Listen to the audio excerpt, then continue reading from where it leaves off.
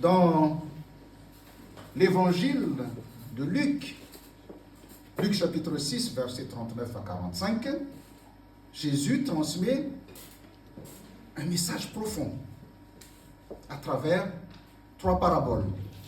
Trois paraboles saisissantes de vérité. L'aveugle qui guide un autre aveugle, la paille et la poutre, et l'arbre et ses fruits. Bien que cette leçon de Jésus ait été initialement adressée à ses disciples, elle est pertinente encore pour chacun d'entre nous qui cherchons à mettre en pratique ces enseignements. Tout d'abord, Jésus insiste sur l'importance d'être profondément ancré dans l'Évangile pour diriger ou soutenir quelqu'un. Il aborde le sujet de l'aveuglement spirituel. L'aveugle qui conduit un aveugle ici est une parabole qui parle de l'aveuglement spirituel. Car il est impossible de transmettre des savoirs que l'on ne possède pas soi-même. Prétendre montrer le droit chemin aux autres, alors que l'on ne s'y engage pas personnellement, relève de l'hypocrisie. Nos actions doivent être alignées avec notre foi. Et dans ce passage de l'évangile de Luc, dans ce passage de l'évangile selon Luc, la personne atteinte de cécité n'est pas celle qui ne voit pas physiquement. On ne parle pas de la personne qui ne voit pas physiquement ici, c'est juste une image. Mais plutôt celle qui ne perçoit pas la réalité telle qu'elle est. Elle s'attarde, cette personne-là s'attarde sur les imperfections et les défauts des autres, au lieu de reconnaître sa propre ignorance.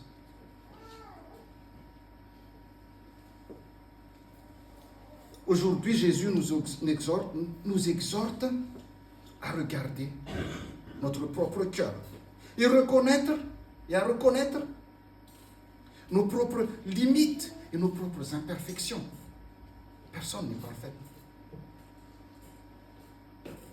En fait, l'image de la paille dans l'œil du voisin met en évidence notre penchant à nous concentrer sur les petites imperfections chez les autres, en fait, tout en négligeant les nôtres.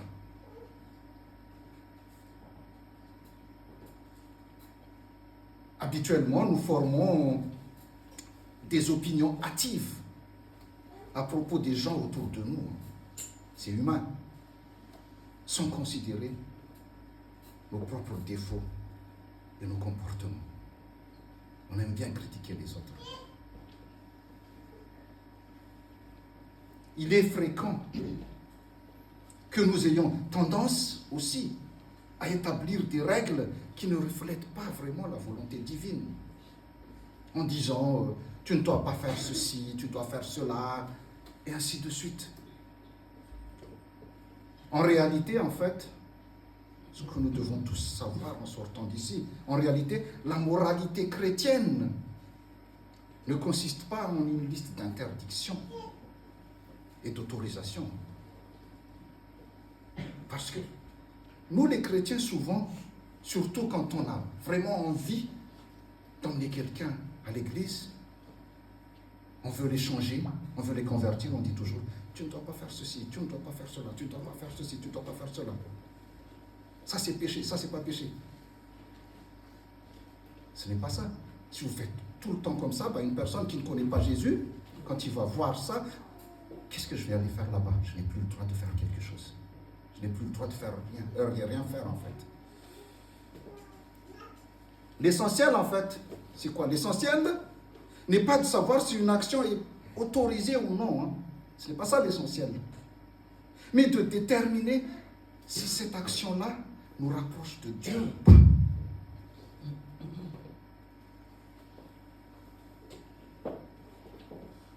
Pour y parvenir, nous devons être des modèles vivants. Non seulement dans nos actes, mais aussi dans nos paroles. D'ailleurs, l'apôtre Paul, avant sa conversion, c'est l'exemple parfait, c'est l'illustration parfaite, c'est l'apôtre Paul. Avant sa conversion, il était tellement légaliste. C'est un pharisien, il était tellement légaliste que, au lieu d'édifier l'Église, il l'a persécutée. Il a persécuté l'Église au lieu de l'édifier, en fait. C'est le Christ ressuscité qui l'a libéré de cette loi, de ce légalisme-là. Et quand Paul écrit, en 1 Corinthiens 15, 58, que nous avons lu tout à l'heure, quand il dit « Progressez toujours dans l'œuvre du Seigneur », en fait, il nous incite à mettre en pratique l'Évangile et en être les témoins vivants.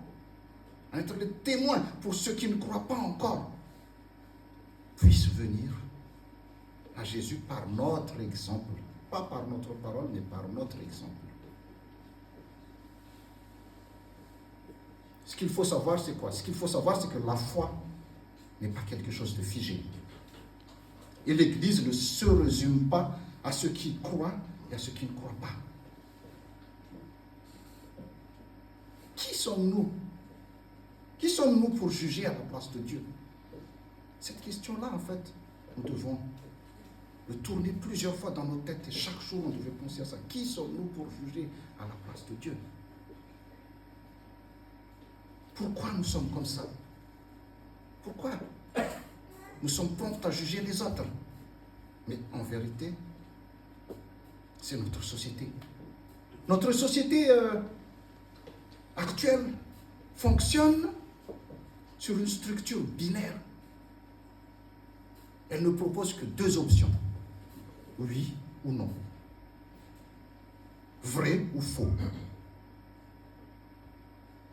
C'est le cas aussi même actuellement, les jeunes qui ont vraiment une dextérité technologique. C'est le cas aussi sur les plateformes numériques, comme les réseaux sociaux, où seules les options de validation, j'aime, ou de rejet, je n'aime pas, sont disponibles. Il n'y a rien d'autre.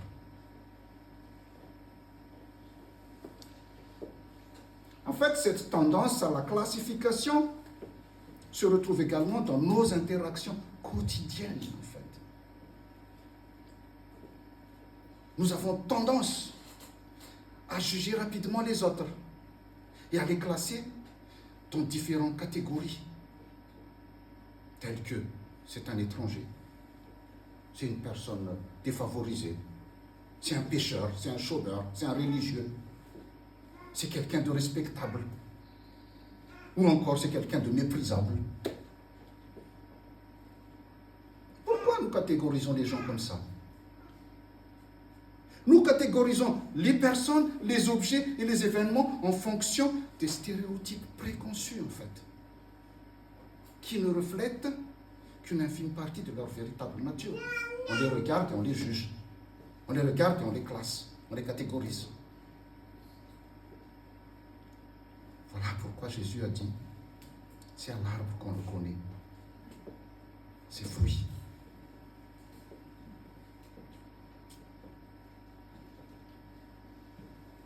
Pour suivre Jésus, frères et sœurs, pour suivre Jésus, il faut s'engager pleinement dans sa propre transformation. C'est pourquoi Jésus a dit, on reconnaît un arbre à ses fruits. Verset 44 du Luc 6 que nous avons lu tout à l'heure. L'arbre, en fait, c'est une image récurrente dans la Bible. Nos actions de tous les jours, en effet, ressemblent à des fruits, puisqu'elles dévoilent ce que nous sommes vraiment. Ce que nous sommes vraiment et la nature profonde de notre cœur se reflète dans nos actions. Ainsi, nos paroles, nos pensées et notre état d'esprit sont des indices révélateurs de notre personnalité profonde. Comme Jésus l'enseigne en Luc 6, 45, la bouche exprime ce dont le cœur est plein. C'est-à-dire que nos pensées influencent nos émotions, qui à leur tour influencent nos actions. Ce que nous faisons parle plus fort que nos paroles. Ce que nous faisons parle plus fort que nos paroles. Il y a un dicton qui dit, si un homme, comment on appelle ça, sur 100 personnes qui veulent voir ce que c'est l'Église, un lit la Bible, les 99 autres regardent les chrétiens. Je ne sais pas si vous avez compris ce que je veux dire par là, mais bon, ils regardent notre façon de vivre de tous les jours. Ce que nous faisons parle plus fort que nos paroles. C'est la qualité de nos fruits, de nos actes, de nos relations qui manifestent notre enracinement dans la parole de Dieu. Il y a un prédicateur qui a dit, à 20 ans, je priais, mon Dieu, aide-moi à changer ce monde. Je me suis battu comme un lion. Le monde n'a pas changé. À 40 ans, ma prière était, mon Dieu, aide-moi à changer ma femme, mes enfants et mon prochain. Je me suis battu comme un lion. Est-ce que sa femme a changé? Ma femme, mes enfants et même mon prochain n'a pas changé. Et maintenant, il dit, je prie mon Dieu, aide-moi à me changer moi-même et à m'améliorer. Et lorsque j'ai fait cette prière, le monde autour de moi a commencé à changer.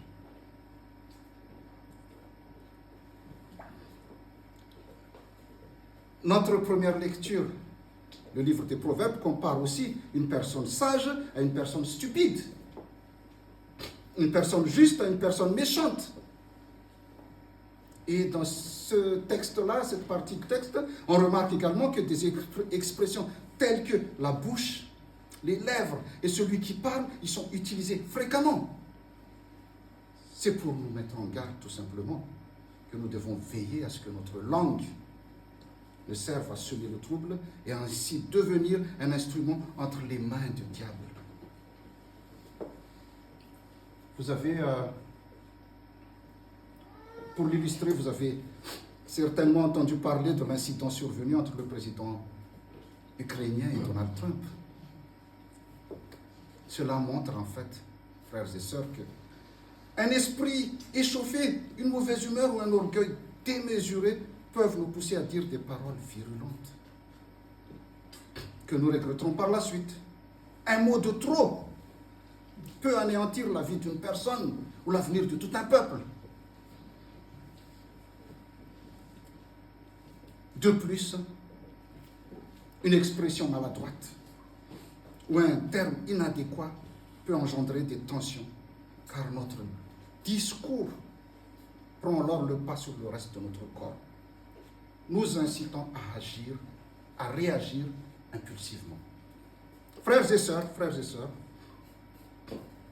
ce qu'il faut savoir, c'est lorsque les gens sont convaincus de votre amour à leur égard, ils sont disposés à écouter et à accepter vos paroles. Nous devons adopter un regard rempli d'amour, inspiré par l'Évangile et empreint de bienveillance envers notre prochain. Soyons tout simplement authentiques dans notre quête de guider et d'illuminer les autres. Car l'hypocrisie est l'un des facteurs qui font fuir les gens de l'Église. On ne doit pas oublier cela. Le terme hypocrite peut être difficile à entendre, à accepter pour nous-mêmes. Mais c'est le mot, c'est celui que Jésus a employé dans ce texte-là. Il dérive du grec hypocrita. Ce n'est pas un mot français à la base. C'est le mot grec hypocrita qui se traduit par porter un masque. Cette expression désigne quelqu'un qui crée une façade ou qui travaille sur son apparence pour donner une meilleure image de soi, en fait. C'est ça, ça veut dire ça, hypocrite. Nous devons améliorer notre témoignage. Il y a une personne très célèbre, je ne sais pas si les jeunes le connaissent, qui s'appelle Gandhi. Vous connaissez tous Gandhi. Gandhi a dit, quand j'ai lu la Bible, j'ai dit qu'il faut être chrétien. Mais quand j'ai vécu avec les chrétiens, j'ai dit, on arrête tout.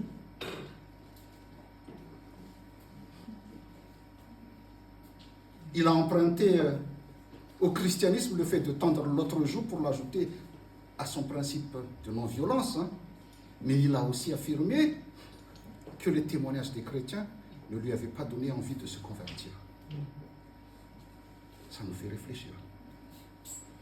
Il a dit que la seule raison qui l'a empêché de devenir chrétien, ce sont les chrétiens eux-mêmes.